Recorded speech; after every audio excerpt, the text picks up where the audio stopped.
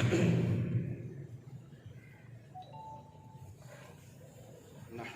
ونصلي ونسلم على رسوله الكريم اما بعد اعوذ بالله من الشيطان الرجيم بسم الله الرحمن الرحيم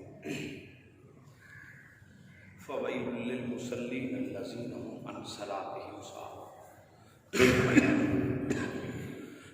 صدق الله العظيم ان الله وملائكته يصلون على النبي يا أيها الذين آمنوا صلوا عليه وسلموا تسليما اللهم صل على سيدنا مولانا محمد وعلى آل سيدنا مولانا محمد وبارك وسلم الصلاة والسلام عليك يا سيدي يا رسول الله وعلى آلك وأصحابك يا سيدي وأصحابك يا سيدي يا جد الحسن والحسين نادي عليا مظهر العجائب تجده أول لك في النوائب كل هم وهم سينجلي بعظمتك يا الله وبنبوتك يا محمد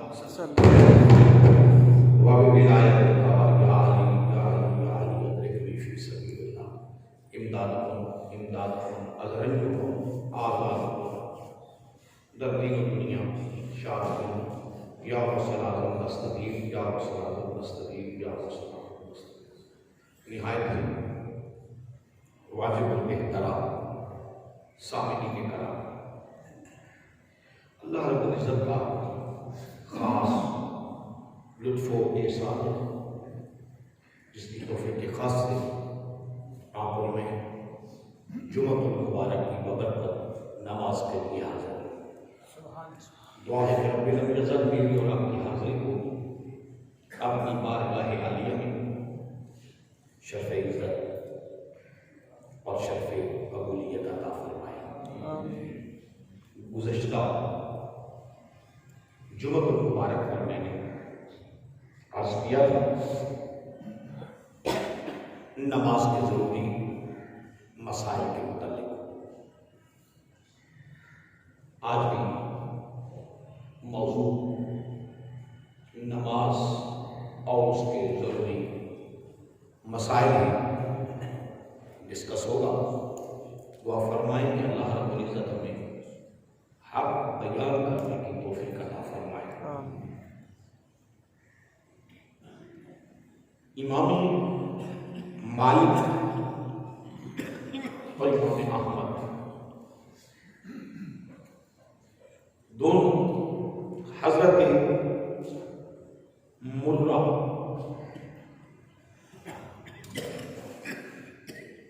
حضرت نعمان بن مرہ رضی اللہ تعالی عنہ سے بیان کرتے ہیں، انہوں نے فرمایا کہ امام الانبیاء تاجدار مدینہ صلی اللہ علیہ وآلہ وسلم نے اپنی مجلس میں بیٹھے اپنے تمام اصحاب سے فرمایا اس وقت جب حدود نازل نہیں ہوئی تھی، یعنی جب قرآن میں شریعت میں سزائیں مقرر نہیں ہوئی تھی، اس وقت حضور نے اپنے صحابہ سے فرمایا کہ اے میرے صحابہ، تمہارا شرابی کے بارے میں کیا خیال ہے اور تمہارا زانی کے بارے میں کیا خیال ہے؟ شراب پینے والے اور زنا کرنے والے کے بارے میں تمہارا خیال کیا ہے؟ پھر میرے آقا نے فرمایا کہ تمہارا چور کے بارے میں کیا خیال ہے جو چوری کرتا ہے؟ ان تین لوگوں کے متعلق حضور نے اپنے صحابہ سے ارشاد فرمایا۔ حضرت نعمان بن مرہ کہتے ہیں ہمیں حدود قرآن میں نازل نہیں کی، شریعت نے حدود کی حدیں، سزائیں مقرر نہیں کی۔ اس سے پہلے حضور نے پوچھا کہ صحابہ تمہارا شرابی کے بارے میں کیا خیال ہے، زانی کے بارے میں کیا خیال ہے، اور چور کے بارے میں کیا خیال ہے؟ صحابہ کرام رضوان اللہ تعالیٰ علیہ اجمعین نے عرض کی آقا یہ بڑے برے کام ہیں، مگر اللہ اور اللہ کا رسول ان کے متعلق بہتر جانتے ہیں۔ کام کیا ہے؟ میرے ساتھ بولا کرے نا، یہ کام کیا ہے؟ برے ہیں، مگر ان کے متعلق اللہ اور اللہ کا رسول بہتر جانتے ہیں۔ حضور نے فرمایا کام برے، عرض کیا کہ کام تو برے، یہ بری بات ہے۔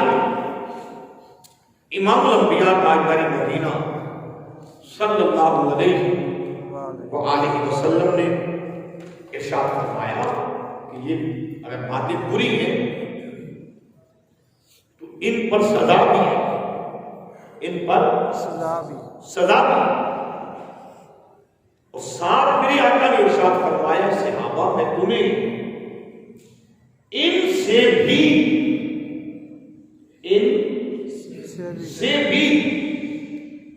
بری بات نہ بتاؤں، یعنی جو ان سے بھی بری بات ہے، جس کا اس سے بھی زیادہ گناہ ہے۔ عرض کیا آقا وہ کیا ہے؟ فرمایا سب سے بری چوری، سب سے بری چوری وہ ہے کہ آدمی اپنی نماز کو چرائے، اپنی نماز کو چرائے، اپنی نماز میں سے چوری کرے۔ صحابہ کرام رضوان اللہ تعالیٰ علیہ اجمعین نے عرض کیا کہ نماز میں سے چوری وہ کیسے؟ میرے آقا نے ارشاد فرمایا نماز کی چوری یہ ہے کہ انسان رکوع اور سجود پورے ادا نہ کرے، یہ نماز کی چوری ہے۔ اور نماز کی چوری ان پہلی تین ذکر کی گئی آیتوں سے زیادہ بری چوری بھی ہے اور برا گناہ بھی۔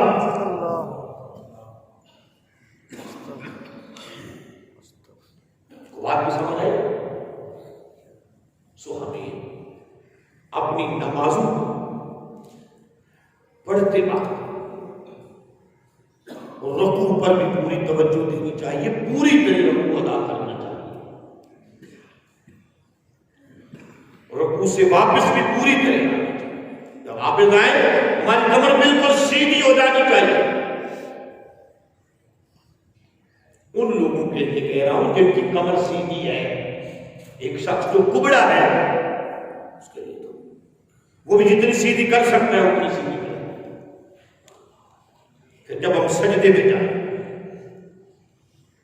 گزشتہ جمعہ مبارک کے بیان میں نے عرض کیا تھا کہ سجدہ کیسے کرنا ہے۔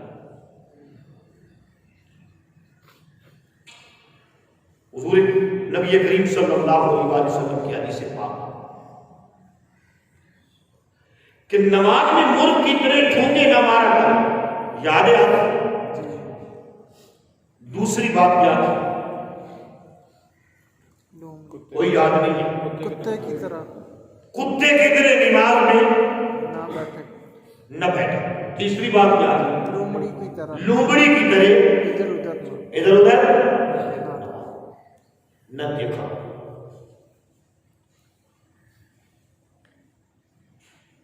یہ انسان کو سمجھایا جا رہا ہے اور یہ اپنے غلاموں کو سمجھایا جا رہا ہے۔ اور اب یہ حدیث پاک آپ سن چکے ہیں، صحیح بخاری میں حضرت حذیفہ رضی اللہ تعالی عنہ سے روایت کہ ایک شخص دیکھا، ایک شخص کو دیکھا گیا دیکھا کہ وہ نماز پڑھ رہا تھا مگر رکوع بھی پورا نہیں کر رہا تھا اور سجدہ بھی پورا نہیں کر رہا نہیں کر رہا. ذرا بولا کرے، اونچا بولا کرے گا. وہ رکوع بھی پورا نہیں کر رہا تھا اور سجدہ بھی پورا نہیں کر رہا تھا. اور جب اس نے نماز پڑھ لی تو اس کو بلایا گیا اور بلا کر کہا تیری نماز نہیں ہوئی، اللہ تیری نماز نہیں ہوئی. نہیں ہوئی. اور راوی کہتے ہیں کہ یہ گمان ہے کہ یہ بھی کہا گیا تیری نماز بھی نہیں ہوئی اور یہ بھی کہا گیا کہ جب تم مرے گا تو فطرت محمد پر نہیں مرے گا، فطرت غیر پر مرے گا. یعنی جب تم مرے گا تو دین مصطفیٰ میں نہیں مرے گا، کسی اور دین میں مرے گا. استغفر اللہ. تو بات بھی سمجھ آئی؟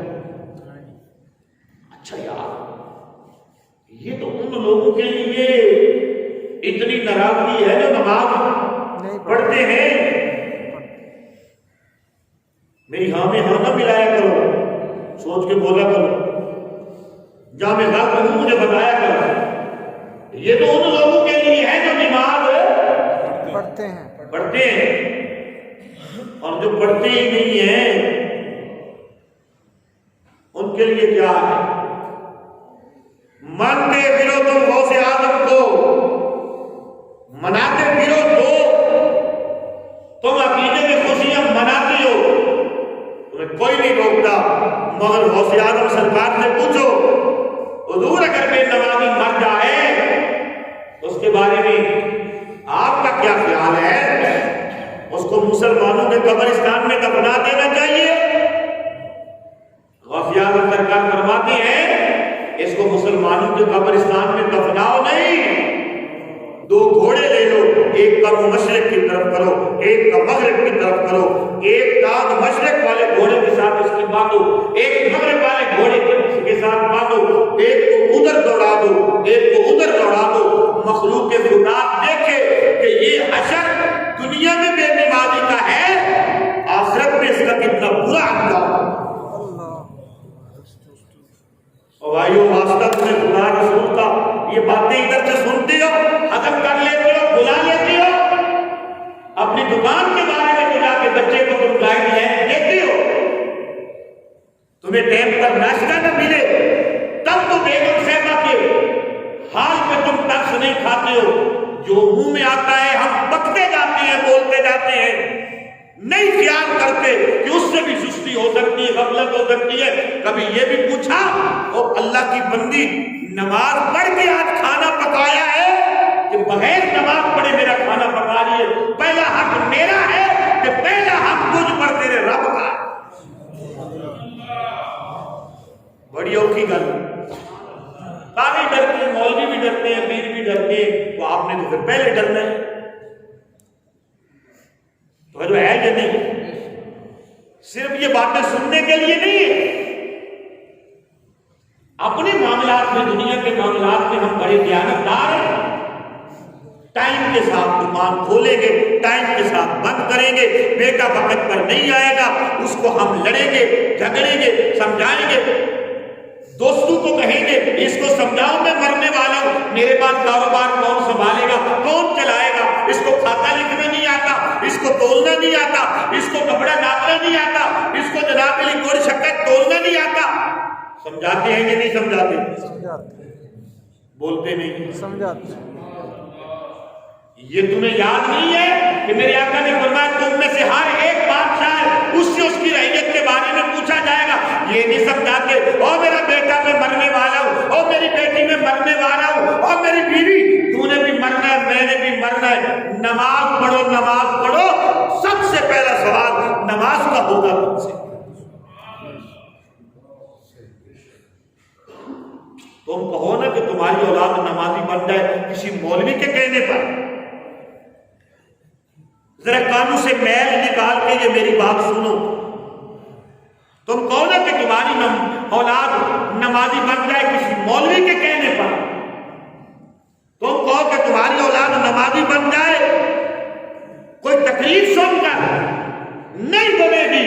تیرا بیٹا اس وقت نماز پڑھے گا جب تم اپنے بیٹے کا ہاتھ پکڑ کے فجر کی نماز کے وقت مسجد میں لے آئے گا.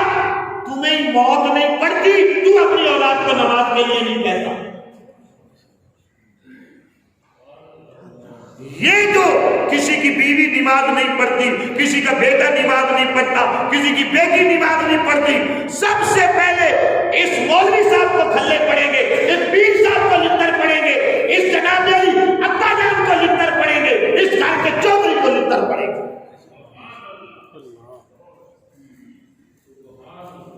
اس کی نماز کے بارے میں بھی پوچھا جائے گا, اور گھر میں جتنے لوگ اس کے بتائے گئے وہ اگر نماز نہیں پڑھیں گے, ہر وقت کی قضا نماز کے متعلق وہ جو بے نمازی ہو کے مر رہے ہیں, بے نمازی ہو کر زندگی گزار رہے ہیں, بابا جی وہ بھی تجھ سے ہی پوچھا جائے.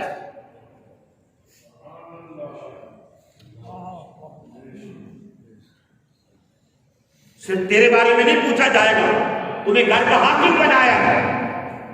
وہ بنی اسرائیل کے شخص کے بارے میں نہیں میرے آقا کا فرمان سنا. ایک بستی پر خدا, ایک بستی میں سارے لوگ جو تھے نافرمان تھے.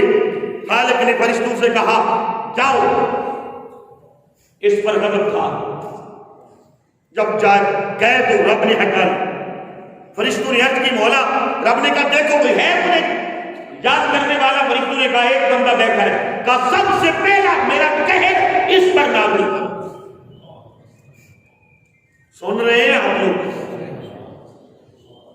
سب سے پہلے اس پر نازل کرو.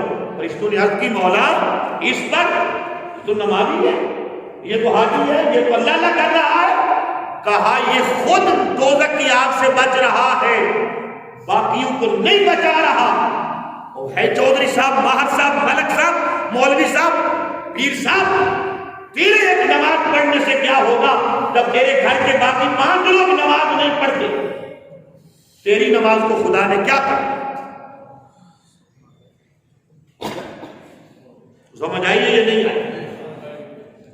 اور بھائی گھر کے اندر ایک بندہ روٹھ جائے, کہے میں نے شام کو کھانا نہیں کھانا, اس کو 2-4 بندے کہتے ہیں کھا لیں گے, کھا لیں. کہتے یہ نہیں کہتے, کھا لیتا ہے. آخر کھاتا ہے کہ نہیں کھاتا؟ پیچھے سب کھاتا ہے کہ نہیں کھاتا؟ کھاتا ہے. ایک بندے کو 2 گھر کے نمازی ہیں, ایک بے نمازی ہے. جب آپ نماز پڑھنے کے لیے آئیں اس کو کہیں, جب نماز پڑھ کے جائیں لعنت ملامت کریں. وہ انسان نہیں ہے, وہ نمازی نہیں بنے گا. اور میرے بھائیوں کلمہ پڑھ کے خود بتاؤ, ہم اپنی اولاد کو نمازی بناتے نہیں ہیں, ہم اپنے چھوٹے بھائیوں کو نمازی بناتے نہیں ہیں, ہم اپنے متعلق کام کرنے والے اپنے نوکروں کو نمازی بناتے نہیں ہیں. یہ سزا ہمیں ہوگی, انہیں بعد میں ہوگی, تمہیں پہلے. تو بات کی سمجھ آئی نہیں؟ اور میں جس انداز میں بھی بتا رہا عادت ہے, ایسے کہنا چینج, یہ عادت چینج نہیں ہو سکتی. ہم نے نہیں کہنا, ہم نے نہیں کہنا, یہ کہنا ہے جی کہیں گے کہیں گے. میرے ساتھ وعدہ کریں, کہنا ہے یا نہیں کہنا ہے. ایسے تو میں جان چھوڑنے والا نہیں. ہاتھ کھڑا کر کے کلمہ بھر کے کہیں کہ آج کے بعد کہہ رہے ہیں لا الہ الا اللہ محمد رسول اللہ. میں نے اپنے گھر کہنا ہے, آپ نے اپنے گھر کہنا. انشاءاللہ اس وقت کوئی تقریریں سن کے لوگ نمازی نہیں بنتے. آپ کی اولاد کی تربیت آپ کے ہاتھ میں ہے, مولوی کے ہاتھ میں نہیں. میرے اپنے بچے ہیں, فجر کی نماز کے لیے میں ایک کو اٹھاتا ہوں, بیٹی کو اٹھاتا ہوں, بیٹے کو اٹھاتا ہوں. کبھی ان کی ماں اٹھ جاتی ہے, وہ اٹھاتے ہیں. بیٹا تھوڑی ضد کرتا ہے, اس کو میں ساتھ پکڑ کے بستر سے اٹھا کر وہ جناب علی اس کا ماتھا تم کہتے ہو بیٹے چلو نماز کے لیے, چلو نکلو میرے ساتھ. کمرے سے باہر نکال دوں تو ٹھیک ہے جماعت کے ساتھ پڑھ لے گا. اگر اٹھا کر بستر پر آ جاؤں بچہ پھر سو جائے گا، پھر وہ اس وقت پڑھے گا جب جماعت ہو جائے گی، میں نماز پڑھ کے تو وظیفہ کر کے جا کے جھڑکوں گا پھر نماز۔ مولویوں کے بچوں کا یہ حال ہے، پیروں کے بچوں کا یہ حال ہے۔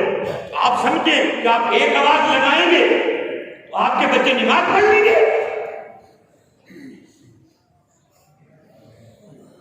کیسے یہ مسئلے نہیں بھرتی؟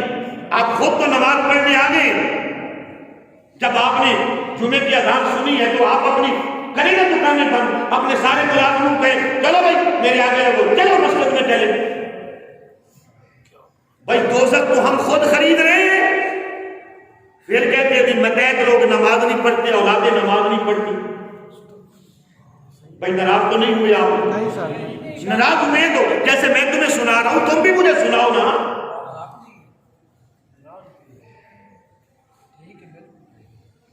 بڑے لوگ گلخانیوں پر باہو سلطان کے شعر سنتے ہیں اور پڑھتے ہیں، بڑا سر جھومتے ہیں، نعت خواں بھی، نقیب بھی، خطیب بھی۔ باہو سلطان سے پوچھا ہے بے نمازی کے بارے میں تیرا کیا خیال ہے بابا جی؟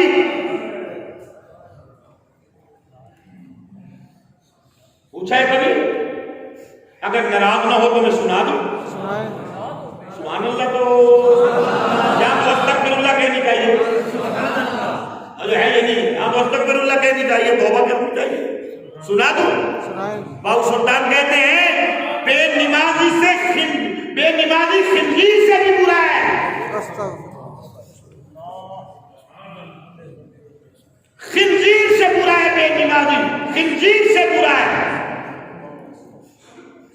صبح صبح خنزیر اوپر منہ کر کے کہتا ہے مولا تیرا شکر ہے خنزیر بنایا ہے تو نے مجھے، بے نمازی نہیں بنایا۔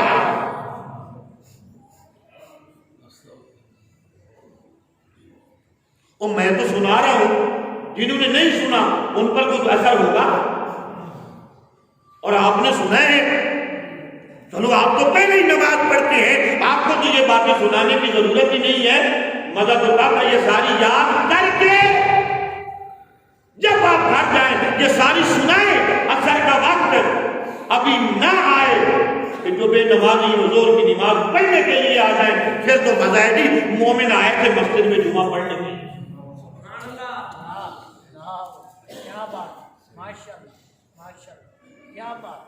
اللہ توفیق عطا فرمائے، کھچ کے آمین کہو۔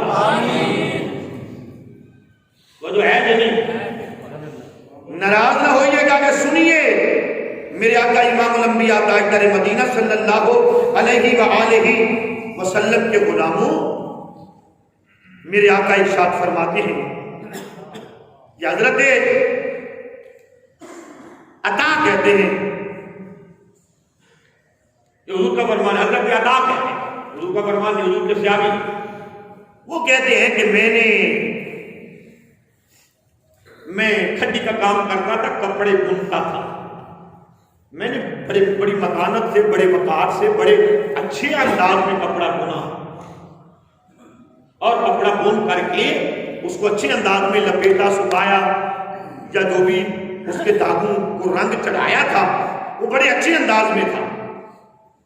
تو میں ایک بازار کپڑے والے کی دکان پر لے گیا۔ کہاں لے گیا؟ کپڑے والے کی دکان پر لے گیا۔ وہ جو ہے نا کہ جب اس کی دکان پر لے گیا اور تاجر کو دکھایا، میں تو سمجھتا تھا یہ کپڑا بڑا قیمتی ہے، اور کپڑا یقیناً میرا قیمتی تھا، اس نے قیمت بڑی تھوڑی لگائی۔ کچھ لوگوں کو ویسے عادت ہوتی ہے لوگوں کی مجبوریوں سے فائدہ اٹھانے کی۔ 100 روپے کی چیز دیکھ لیا یہ بندہ مجبور ہے، دیہات سے آیا ہے، اس کی چمڑی اتارنی ہے، 100 کی چیز 50 میں۔ اور کچھ لوگوں کی عادت ہوتی ہے اپنی 50 کی چیز 150 کی بیچنی، نجائز منافع خوری۔ جو نجائز منافع خوری کرتے ہیں بروز معاشر ان کی زبان نکلی ہوئی ہوگی، پیٹ ان کے پھٹ جائیں گے، اور پیٹ سے انتڑیاں باہر نکل کے وہ جناب علی پاؤں کے نیچے آ رہی۔ اللہ کی بارگاہ میں توبہ کریں۔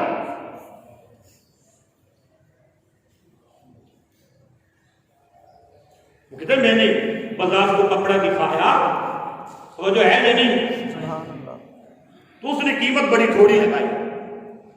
بعد میں مجھے مشورہ دے دینا، اگر تقریر زیادہ گرم ہو تو بعد میں مجھے مشورہ دے دینا، میری جو میں ٹھنڈی کر لی۔ بازار کو کپڑا دکھایا تو اس نے قیمت بڑی تھوڑی لگائی۔ میں نے کہا کہ بڑا قیمتی ہے، میں نے بڑے اچھے انداز میں بنا ہے، قیمت تو تھوڑی لگائی ہے۔ تو اس نے کہا اس کے اندر یہ عیب ہے، یہ عیب ہے، یہ عیب ہے، یہ ہے، پر میرے کپڑے کے اندر عیب نہیں تھا۔ اس نے میرے کپڑے کے اندر عیب نکالے، مجھے کچھ اپنا یاد آنے،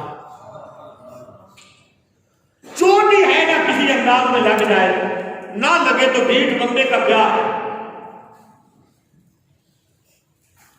وہ کہتے ہیں کہ مجھے بڑی چوٹ لگی، میں رونے لگا۔ میں کیا کرنے لگا؟ رونے لگا۔ تو اس کو احساس آ گیا، اس نے کہا ادھر لے جاؤ، ادھر لے جاؤ، کپڑا مجھے دو، یہ لو، جتنی میں نے ریٹ لگایا اس سے بھی ڈبل ٹرپل لگاتا ہوں، لیکن میں آپ کو روتا ہوا دیکھ سکتا نہیں۔ وہ لوگ چلے گئے، وہ لوگ چلے گئے۔ میں تمہیں آج سگا بھائی رو رہا ہے، بہن رو رہی ہے، بھائی کے بیٹے اور بچیاں رو رہی ہیں، تڑپ رہے ہیں، ہمیں احساس ہی نہیں ہے۔ کس قسم کے مسلمان ہیں یہ؟ کیسی مسلمانی ہے؟ اور یہ مسلمانی یہ کس نے دی ہے ہم لوگ؟ اس نے کپڑا واپس لے لیا اور اس نے ڈبل ٹرپل پیسے دیے۔ کہا میں اس وجہ سے نہیں رو رہا اے دکاندار، میں اس وجہ سے نہیں رو رہا۔ کہا تو پھر رو کیوں رہا ہے؟ کہا میں نے بظاہر یہ کپڑا بڑا خوبصورت بنا ہے، خوبصورت بنایا ہے، مگر تمہیں اس کے اندر بڑے عیب نظر آئے، یقیناً اس کے اندر تیری نظر میں عیب ہوں گے، مگر میں دیکھتا ہوں رب نے مجھے کتنا خوبصورت بنایا ہے، مگر میں اس کے سامنے کتنی عیبوں بھری زندگی گزار رہا ہوں۔ وہ جب دیکھتا ہوگا کہ میرے اندر کتنے عیب نظر آتے ہیں، میں تو اس لیے رو رہا ہوں۔ تو سمجھ آئی؟ میں تو اس لیے رو رہا ہوں کہ میری زندگی کے اندر کتنے عیب ہوں گے، میری نمازوں میں، میرے اعمال میں کتنے عیب ہوں گے۔ بھائی بات تو دکاندار کے ساتھ کپڑے کی ہو رہی ہے، دکاندار نے اپنے تجربے کے مطابق اس کے کپڑے سے عیب نکالے ہیں، بات کپڑے کی عیبوں کی ہو رہی ہے، اسے اپنے اعمال کے عیب یاد آ رہے ہیں۔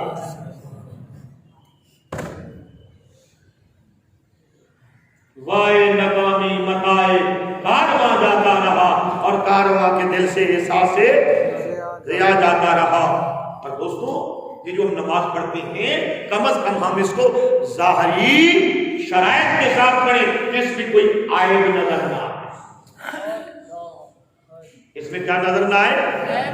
بولے نا، اس میں کوئی نظر نہ آئے۔ تو گزشتہ جمعہ المبارک پر میں نے عرض کیا تھا کہ نماز کو تمام شرائط کے ساتھ ادا کرنا کیا ہے؟ کیا ہے؟ بولے نا، کیا ہے؟ فرض ہے، ضروری ہے۔ اور نماز کی وہ شرائط کتنی ہے؟ جنہوں نے پچھلے جمعے سنا تھا، نماز کی شرائط کتنی ہے؟ آپ کھڑا کر کے انگلیاں مجھے دکھائیں کہ اتنی شرائط ہے۔ دیکھیں آپ کی کتنی شرائط ہے؟ 6۔ کتنی ہے؟ اس میں سے پہلی شرط کیا ہے؟ طہارت، جس کو کہتے ہیں پاکی۔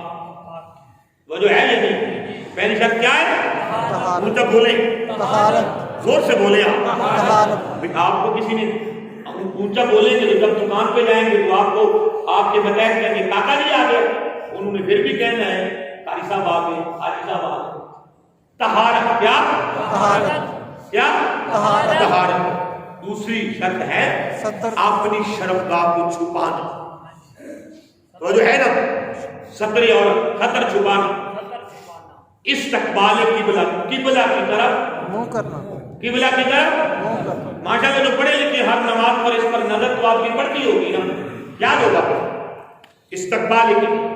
چوتھی شرط ہے وقت۔ چوتھی شرط کیا ہے؟ نماز کا وقت۔ زور سے بولو، زور سے بولو۔ چوتھی شرط نماز کا وقت۔ پنجویں شرط ہے نیت۔ کیا ہے؟ نیت۔ اور چھٹی شرط کیا ہے؟ تکبیر تحریمہ۔ چھٹی شرط کیا ہے؟ تکبیر تحریمہ۔ تکبیر تحریمہ تحریمہ. یہ جو پہلی شرط ہے جو ہے یہ نہیں ہے، یہ جو پہلی شرط پہلی شرط ہے کیا؟ طہارت. طہارت. یہ پہلی شرط کیا ہے؟ طہارت. سب کو نظر آ رہی ہے؟ ادھر والوں کو بھی آ رہی ہے جی. یہ پہلی شرط ہے طہارت. طہارت. یہ نماز کے لیے شرط اول ہے. یہ نماز کے لیے کیا ہے؟ شرط اول. شرط اول. شرط اول. شرط اول کیا ہے؟ طہارت. اگر یہ شرط نہیں ہے تو آپ کی نماز ہو سکتی نہیں. ہو سکتی نہیں. اب کوئی بندہ کہے بھائی طہارت تو ہے نہیں. پہلے میں بتا دوں جسم کا پاک ہونا یہ طہارت کا معنی ہے. جسم کا پاک ہونا. پاک ہونا، جو آپ کے جسم کے اوپر کپڑے ہیں ان کا پاک ہونا. ضروری. جس زمین پر آپ نماز پڑھ رہے ہیں اس زمین کا، اس مصلی کا، چٹائی کا، اس تخت کا پاک ہونا. پاک ہونا. یہ کیا ہے؟ طہارت. یہ کیا ہے؟ طہارت. آگے طہارت کی قسمیں ہیں، اس چکر میں آپ کو نہیں ڈالتے. کوئی سیکھنا چاہے گا تو سکھا دیں. اس میں بہت سارے شرم و لحاظ کے مسائل بھی ہیں، وہ بھی ہم سکھا دیں گے کوئی سیکھنا چاہے گا. وہ جو ہے یہ نہیں ہے، مگر شریعت سیکھنے میں شرم اور لحاظ نہیں. وہ جو ہے یہ نہیں ہے. جسم پاک ہو، آپ کے کپڑے پاک. جس زمین پر آپ نماز پڑھ رہے ہو زمین پاک. یہ نماز کے لیے شرط اول ہے. اب بندہ کہتا میں نے نماز اس لیے نہیں پڑھی اور میاں میرے کپڑے نہ پاک، نماز اس لیے نہیں پڑھی میرا جسم نہ پاک. تو جو ہے یہ نہیں، زمین کا تو کوئی چکر ہی نہیں ہے. ایک ٹکڑے پر نہیں پڑھ سکتے، دوسرے پر پڑھ سکتے ہیں. پر سوال یہ ہے کہ تیرا جسم اللہ نے تمہیں پاک کرنے کا طریقہ بھی بتایا ہے اور پاک عطا کیا ہے. یہ جسم جن وجوہات کی وجہ سے ناپاک ہوتا ہے، طہارت نہیں رہتی، وہ وجوہات تیرے اپنے کرنے سے ہوتی ہیں یا تیری غفلت سے ہوتی ہیں؟ بولے نا. جی. تیرے کرنے سے ہوتی ہیں یا تیری غفلت کی وجہ سے ہوتی ہیں؟ اگر تجھ پر غسل جنابت ہے تو وہ تیری وجہ سے ہوا ہے نا. اگر احتلام ہے تو تیری غلط سوچ کی وجہ سے ہوا ہے نا. اگر تو نے پیشاب کرتے وقت چھینٹو سے نہیں بچا تو تیرے اپنے بد اعمال کی وجہ سے ہے، بد عمل کی وجہ سے ہے نا.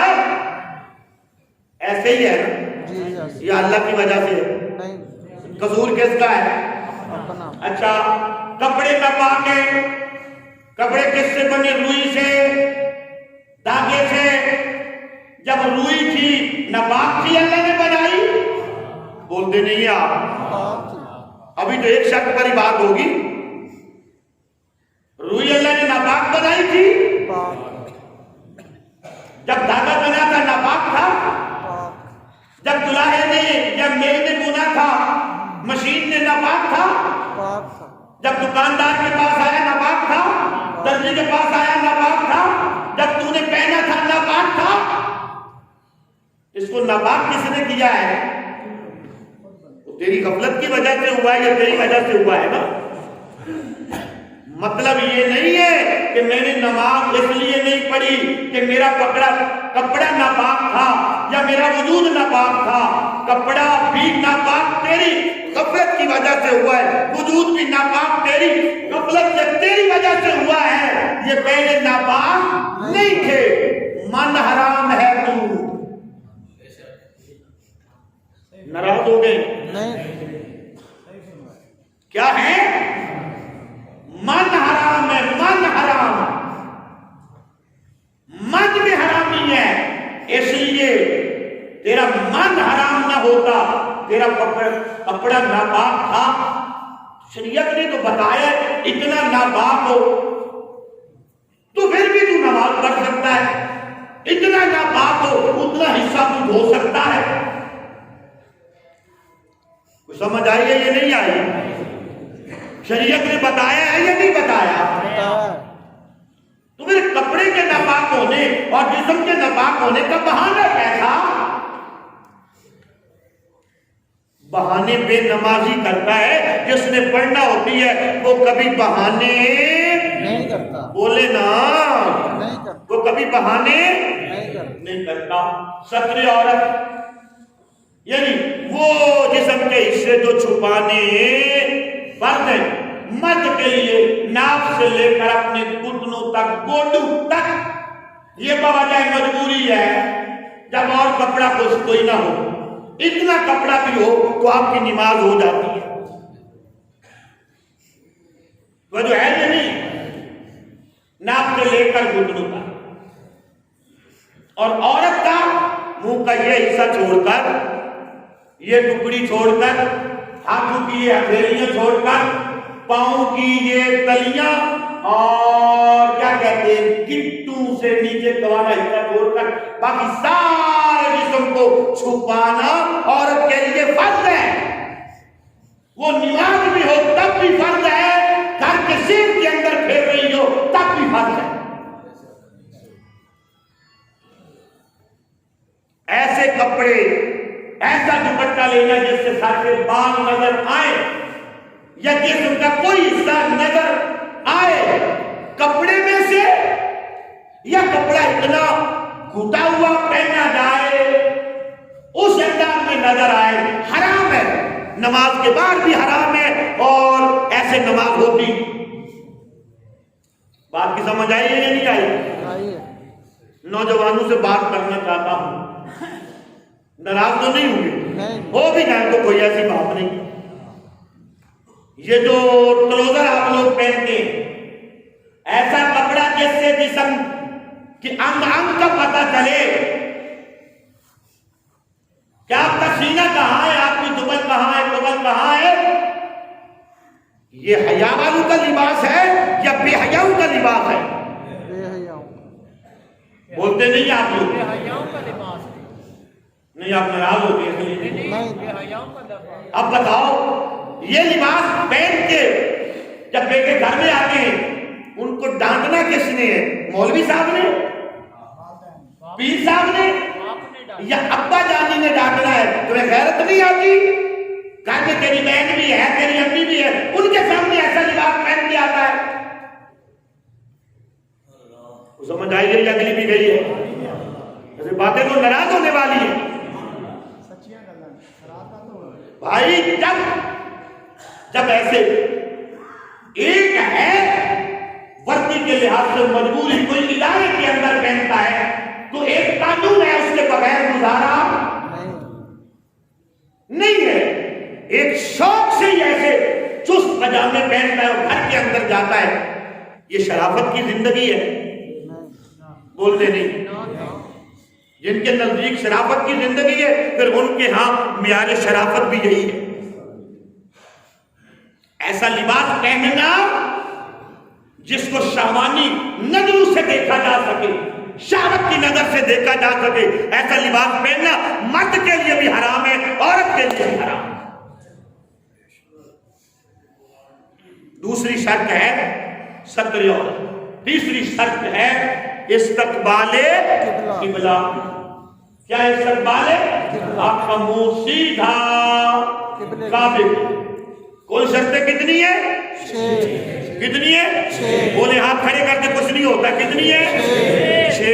کتنی ہے؟ پہلی کیا ہے؟ طہارت۔ مجھے بولیے گا۔ طہارت۔ دوسری کیا ہے؟ ستر کو چھپانا۔ تیسری کیا ہے؟ سیدھا کعبے کی طرف۔ یہ یاد رہ جائے گی۔ ان 3 شرطوں میں بہت پیچیدگی ہے سمجھانے، بہت سارے ایسے مسائل ہیں جو اتنے اس انداز میں نہیں ڈسکس کیے جا سکتے، کیمرے کی زبان پر نہیں ڈسکس کیے جا سکتے، بریک بینی والے مسائل ہیں۔ آپ کو پوچھنا چاہیں تو شرعی طور پر مجھے بتانے میں قباحت نہیں ہے، اب بعد میں پوچھ سکتے ہیں۔ وَمَا عَلَيْنَا إِلَّا الْبَلَاغُ۔